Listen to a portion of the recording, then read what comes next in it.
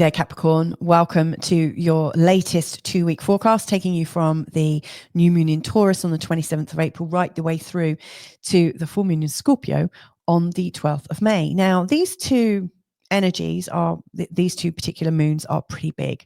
I won't lie about that. They've got a really big energy.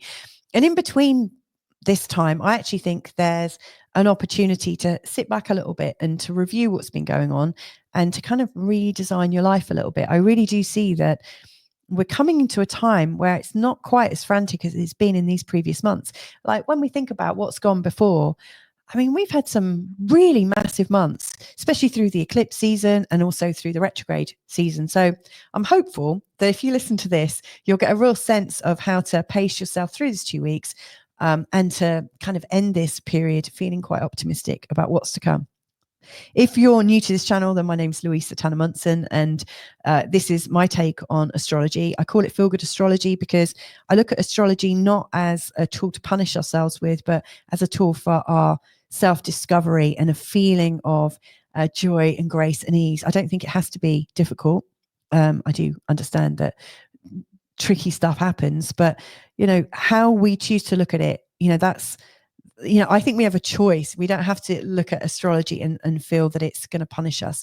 I think, it can be there to help assist us. If you come back to this channel, you've been here before, then welcome back. So pleased you chose to come back. And I hope you're not disappointed. So let's go and have a look at let's have a look at the slides and see what's coming up.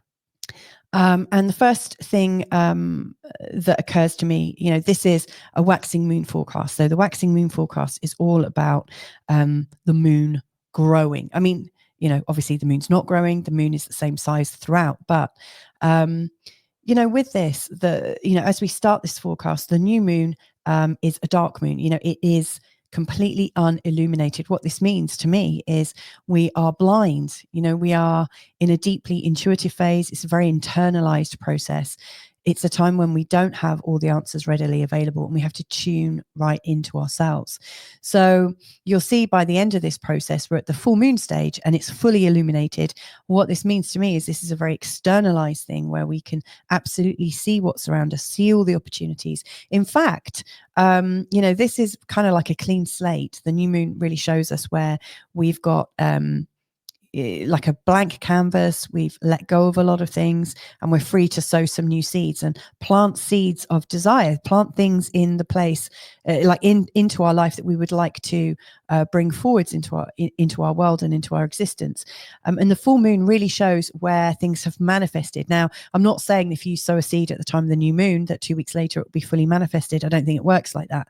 But around the time of the full moon, I really think that we get the true cost of where our thoughts and energies have taken us. So this is, the waxing moon phase, which is a growth period. We can be sowing things that could be manifesting and feeling great around the time of the full moon. Or if we're kind of swimming in negative thoughts and we're not really being mindful of how we're using our energy, we could have some quite chaotic things. And I think around the time of the full moon, it really gives you a clue as to how you're doing. Are you really creating the life the way you want it to be?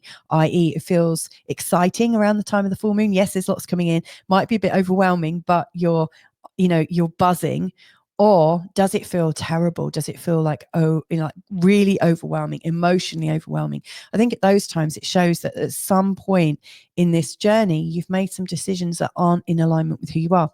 So I really see that this 2-week period is about you getting back into alignment and to growing the energies that you really want to see come up into your world. And the first part of this, coming up to the first quarter, it's mainly in the dark, which means we are absolutely tuning in. We are needing to use our full intuition, a process of self-inquiry, journaling, meditation. We are not so outward. We are a lot more internalized. We're a lot more at home. And as such, I think we need to take it easy. We need to be really gentle with ourselves because we are our own tool. We are the person that we need to be listening to. So we need to really make sure we are kept in top condition. As we come into this second part of the forecast period, from the 4th of May, we're a lot more externalized. Clues and information are coming at us or towards us. And so we need to be able to receive information and be open to it, and then to be able to process it. So this is much easier, I think, and it's a lot faster. Things start to speed up as we go through this 2-week process. And as such, I think it's also important just to quickly see how this feeds into an actual diary. I find it quite helpful to see how it can be laid out. It looks, I'm able to sort of visualize it in my mind's eye. So, the new moon in Taurus starts on the 27th of April on a Sunday. The midpoint, halfway through from dark to light, that is on the 4th of May. And that really represents a choice point where we're needing to step it up a bit. And then the full moon in Scorpio, again, this is based on British times. I'm in the UK time zone. It appears to be happening on in the early hours of Monday, but you might find if you're in North America or Hawaii, for instance, that this is actually happening on the 11th. So just, you might need to check your own times. And I recommend timeanddate.com is a great place. If you go to the sun and moon tab, I think it's called, and then go to the moon cycles or moon phases, you'll see the actual time of the new moon and the full moon in your own unique time zone. So please feel free to use that. In between these two moons, and I think these are like emotional bookends at, at the ends of each of these this period of time. The new moon is pretty involved. You've got all the energy of new potential and this blank slate and this feeling of, right, I'm ready to start again. And at the same time, there is an ongoing opposition between Pluto and Mars. It's been going on. It's been coming in since the end of October. We had an exact opposition between the Pluto and Mars on the 3rd of November, then another exact one on the 3rd of January. And then we've got the last one going exact on the 27th of April. So this is the last one. After this point, thank goodness, Pluto and Mars are coming out of their opposition. However, even by the time of the full moon in Scorpio, they are still technically in opposition, but it's getting easier and easier and easier. So it's all starting to release and unravel, I think, from the new moon in Taurus. However, right at the end of this forecast period, the full moon itself is really quite spicy. The full moon is in opposition to the sun, which it always is, but it's in opposition to the sun in a conjunction with Uranus. Now, Uranus really makes things unpredictable. And the full moon, at the best of times, is a time of emotional, like when we're highly emotional, highly charged, highly triggerable. And so I think this particular full moon is going to be quite interesting. It has the possibility of it going completely out of control. And it just so happens that, we've got the full moon in Scorpio, the moon and the sun in fixed signs, and also Pluto and Mars are also in fixed signs still. So it's like we have these two oppositions in what looks like a grand cross. It's actually not in a cross, but it is still very, very fixed, and it's creating a really strong energy. And so what I'm going to do over the next short while is go through three different charts. Three different charts for the new moon in Taurus, the switch point midway through, and then the full moon in Scorpio. But like I said, these two big moons are like bookends, and in between, I think this is a time when we need to be quite soft with ourselves. I don't think we need to quest. I think we need to observe what's going on. I've looked at each of the signs from different perspectives. For instance, I record a relationship and connection forecast for each sign of the zodiac, and also a career and ambition forecast for each sign of the zodiac. And I've already recorded these. And, I can tell you, when I've deep dived into each of these, I really see that, in between these two moons, it feels like we're in this moment of deep change. It feels like we're formulating a new plan, but we're still internalizing things. So it's with that energy that I share this information with you. So in this 2-week period, the first one is really quite, I've only included the most important aspects as I see them. So the first thing is Venus is going into Aries, having been in Pisces for quite a while. And Venus is going into Aries on Wednesday, the 30th of April. Now, Venus isn't very strong in the sign of Aries. However, She's been in Pisces, where she's exalted, but she's a little bit of a people pleaser, a little bit magical, and also not necessarily very clear. And so Venus coming into Aries, I think, is marking a time when we're coming back into emotional clarity and clarity in terms of our relationships. We're ready to take action a little bit more with the people we're relating to. And I think this is a good thing. I think the spring in particular with Venus and Mercury retrograde has marked a time when a lot of us have been in a state of confusion. It's given us a lot of time to really review how we feel in life, and what's working, what's not working. However, I really see that Venus moving into Aries on the 30th of April as being a time when we're ready to move forwards a little bit. And, Venus is also coming into a conjunction with Neptune on Friday, the 2nd of May. Now, this is also really interesting to me because Venus has already made 2 conjunctions with Neptune this year. That's not normal. We normally have 1 conjunction each year. And for the last 13 years or so, Venus has made her conjunctions with Neptune in the sign of Pisces, which is very much like a fairy godmother kiss, or, someone waving a magic wand. It's very magical. It's full of promise. It's full of imagination, and like really sort of like pulling your highest dreams together and believing in rainbow colored unicorns. It's all sort of like magical and very much like a little 5-year-old girl's birthday party, but not necessarily about to take action. Now, Venus coming into a conjunction with Neptune on Friday the 2nd is going to be the first one that's occurring in the sign of Aries. So what I really think that this is a moment for us to wish big, but start to form a plan to make our wishes come true.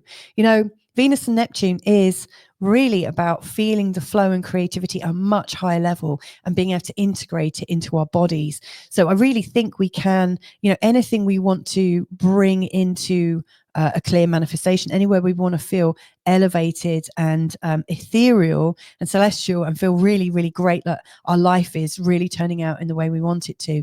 Now we can start to build it as part of a plan. This Venus conjunct Neptune in Aries is asking us to take action. And if you're ready to take action, I think the necessary steps will all start to fall into place, in particular after the 4th of May. So I really think the 2nd of May is a time to hold the potential energy of this particular conjunction. I think it's exciting. Now, in week 2, there's some real building block energies. In particular, on the 5th of May, Mercury in an exact sextile with Jupiter is really showing that we can be a lot more friendly, a lot more collaborative. We can talk plainly and a lot. We can share a lot together. And so I think this is a really helpful energy, especially as we're coming into the more lightened times of the moon. The moon appears to be getting bigger and bigger and bigger in the night sky. We are more consciously aware of great things, great helpful collaborative things in our life. So friendships are really, really important. And then on the 6th of May, Venus is in a sextile to Pluto. Now, this could be great if you're in a sexual relationship, a loving relationship as well. Things could get really deep and your trust in each other can really deepen. But, however you choose to use this energy, I think the ability to trust in the process and trust each other and go deeper into our collaborative lives, I think this is working beautifully. Now, on the next day, Mercury makes an exact conjunction with Chiron, and this could be quite ouchy if you're triggered and if you don't have great relationships with people, for sure. If there's no outlet for this could be quite difficult. But Mercury in a conjunction with Chiron in the sign of Aries is really showing this moment where we can be transparent, we can articulate what we've been feeling. And I think where our feelings really come up in such a way that we know what's going on. Like often, I think our hurts, particularly psychological wounding, I think it can be, we can separate it from ourselves. We talk about, when this happened to me, and it's almost like a badge of honor. And the moment we label it, we see it slightly outside of ourselves, like it's a thing. And when it's slightly outside of ourselves, it's really difficult to process things, So I really think with this Mercury conjunct Chiron energy, we are able to feel what's going on, to be able to talk about it, and for the potential of it to be processed. So if you add these three together, and remember, these are the days when these energies are exact. That's not to say to be fair, they're already in place pretty much throughout this whole 2-week period. But this is the fulcrum point of this. This is when they're really, really coming into play. So I think the 5th to the 7th of May in particular, it marks a time when we can come together as friends. We can feel things much more passionately and come into a deeper level of trust and truth, and also open up to the things we're vulnerable about. So this could represent a time of great change within relationships. Now, coming up to the 10th of May, Mercury moves into Taurus. And then I think the way we communicate is starting to get a lot more practical. And I think that's helpful, so we take some of the fire out of some of the communications that are going on. And maybe in the news, things won't be so inflammatory, although who knows, I suspect they will. But Mercury into Taurus is really, I think we will be communicating from a place of practicality, with provable evidence, and in such a way where we're trying to work together rather than trying to piss each other off, which I think is a good thing. So that's how I think these 2 weeks, these are the things that really stand out. But before I go any further, and I will bring up the 3 charts I've selected in just a moment. But before I do that, I want to just say a big thank you to everybody that supports this channel. I really, really admire you, and I'm really glad that you're in my life. Thank you so much for this. People support the channel through buying me a coffee, or also, I've got a membership, Feel Good Astrology Community, where there are extra readings. I'll tell you about it a little bit at the end, but all the details are below in the description field. So if that sounds like something that might be interesting to you, to support the channel, to get extra readings, to get discounts and things like that, and also the chance to join us. There's a growing, lovely sort of team feeling there, then please do consider that. But anyway, let's have a look at these charts now. So Capricorn, let's have a look at these charts then. So we've gone through, how this is looking for the next 2 weeks, but let's actually look at the charts. The first thing that I want to really hone in on is where this new moon is turning up in your chart. It's really, from my perspective, showing that you are coming to a time where it's important to create from joy and to create from passion. Let's face it, Capricorns tend to do very well at whatever they put their mind to. And, if you're very rational and you've got that beautiful determinism that, most Capricorns seem to have, you'll naturally get to the top of whatever it is that you want to do, because you've got that determination and the patience, and you're straightforward enough just to get there. You don't really pay too much attention to what's going on the sidelines. You're quite steady and quite focused. But what if your focus hasn't been really helping you of late? And this is what this new moon is really encouraging you to consider. And that is that the 5th house is a place of our joy. It's our place of our passion. It's where we put our energy, where we really see that there's a new possibility, one that could feel better, that could feel almost like a life purpose, that could feel like we're about to birth something really personal. Now, this could relate to children if you're wanting to have a child, or if you've got young children and, they are everything. They are your world right now. So children really come up in this part of the chart, but it's also the birthing of something that feels like a child, like a new business or a new skill, a new talent. And it's also about new relationships as well. So for instance, the start of a new relationship is like a birthing. The relationship itself is that thing that you and your partner are creating together, that safe space that lifts you up. So this is all about how can you have a new start that feels like a safe space to lift you up in passion and in joy. Now, sorry, I've got an itchy nose because I'm at the end of a cold, but I know a lot of Capricorns. I lived with a Capricorn for 11 years, and I've got loads of Capricorn besties and things like that. So, I know the Capricorn energy doesn't normally talk about what they're passionate about and what's lifting them up. They're a lot more, very real, and very practical, and they have a vision, and they don't necessarily need to talk about it because they're right there. But what occurs to me right now is there's a time to choose, and to choose in something that's going to feel good. Like if you think about the Capricorn energy, the goat, the mountain goat that's climbing up, he'll eat on anything. He can survive on very, very little. And a Capricorn can do that on their climb up in life. You can survive on very little, but this is the time when it's your time to grow and nourish yourself on something that's not like an old tin can or an old tree root. Now is the time to nourish yourself with what feels great.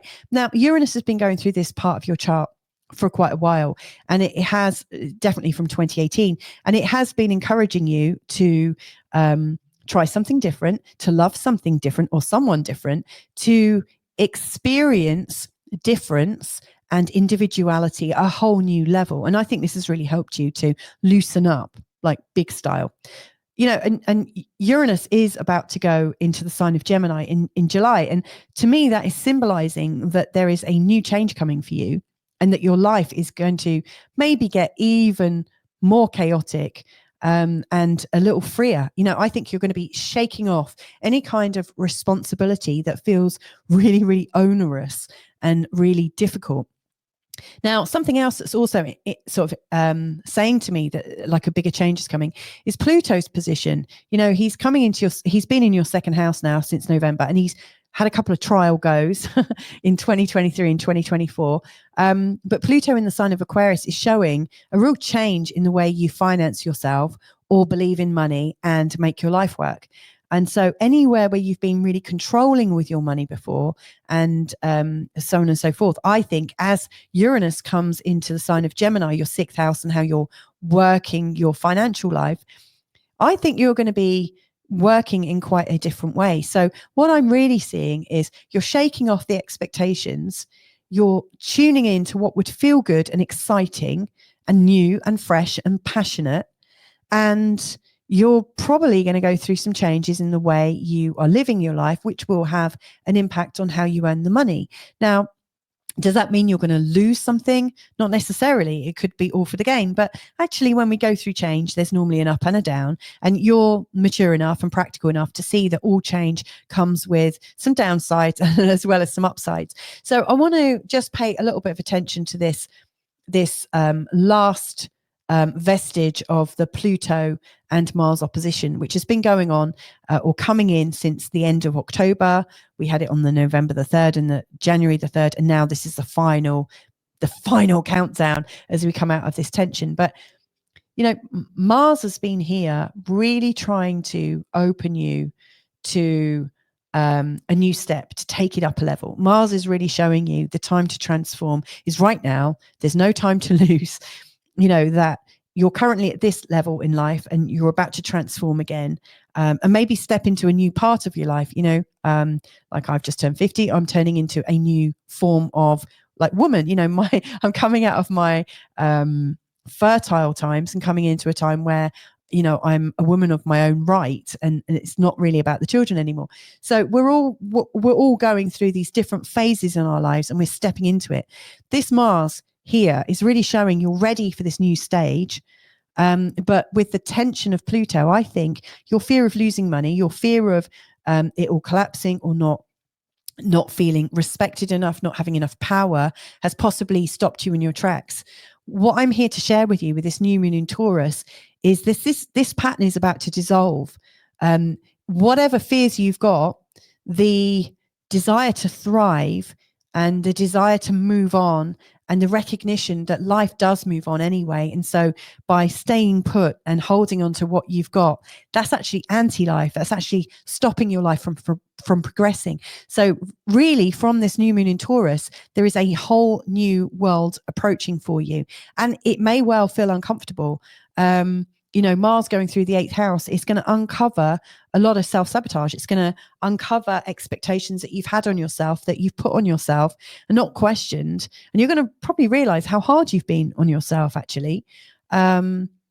you know, and I wouldn't dwell there for too long because you're quite practical and you need to move on. But yeah, I'm here to share with you that something new is coming.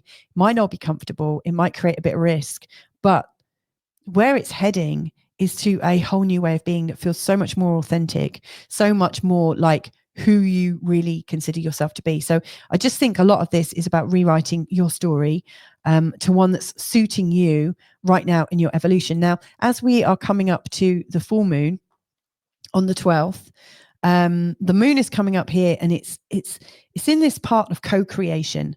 Now, this is a bit tricky. I mean, a lot of Capricorns are quite happy to manage people and are quite good leaders, very inspired leaders, in fact.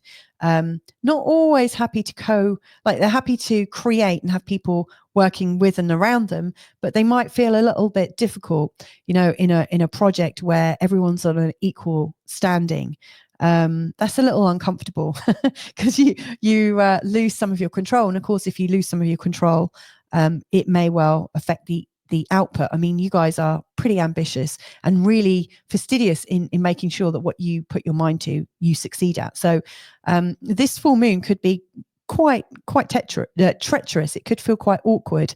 It may well feel like you've got to manage the expectations of some of the friends or networks or people around you that have a reaction to some of the things you're planning to change and amend in your life. My recommendation for this is not to be in a rush to fully disclose what you're about to do. I would take your time. You're very patient. You're able to sit things out for quite some time. So what I would invite you to do is to consider the new changes you're going through and to start practicing them in your mind's eye and start to get used to the feeling of what it would be to be a bit freer and to let go of some of the constraints you've put on yourself. But get ready to sort of fully accept yourself in this new way and maybe deliver this out to people after the full moon. I think around the full moon, you may well be maybe guilted. I think people may well try to manipulate you from the sort of from your networks, from your friendships, and in particular, people from your partner's side. You may well feel a little bit sort of influenced by in-laws and things like that. So just take your time. Don't take any shit. I know you don't anyway. And know that as you come out of this period and go into the next, you know, the next new moon will be in the sign of Gemini, and it is going to be really helping you to take the first steps into the new life you're creating, you know, like in terms of how you're managing your life, how you're making it work, how you're going to be productive. So just take your time. Don't be in a rush. And I think this full moon in Scorpio is going to bring up some great material for you. So anyway, Capricorn, that's coming to the end of this particular forecast. But obviously this has an impact in how you earn money and also how you love, because how you see yourself and how you are open to receiving, I think, has an impact on your relationships. In particular, this Pluto and Mars opposition will definitely have influenced your relationships in terms of what you're putting into the relationship versus what other people are. I think that it would have brought out some resentments. But in terms of careers as well, I really think the potential money coming in and the action that you might need to take will have been really scuppered by this Pluto and Mars opposition. So I do actually look at the relationship and also career forecasts every 2 weeks. And if that's of interest, you might consider having a look at my membership. So for instance, every new moon, every full moon, I release a relationships and connections forecast and also a career and ambition forecast for every 12, you know, for all 12 signs of the zodiac. So you can go even deeper for this particular 2-week forecast. And then in 2 weeks' time, there'll be even more depth and so on and so forth. You get 1 week's free trial. And if you like it, stick around. It's $22 a month. If you do stick around, you'll get access to discounts in case you wanted to have a consultation or join a course or something like that.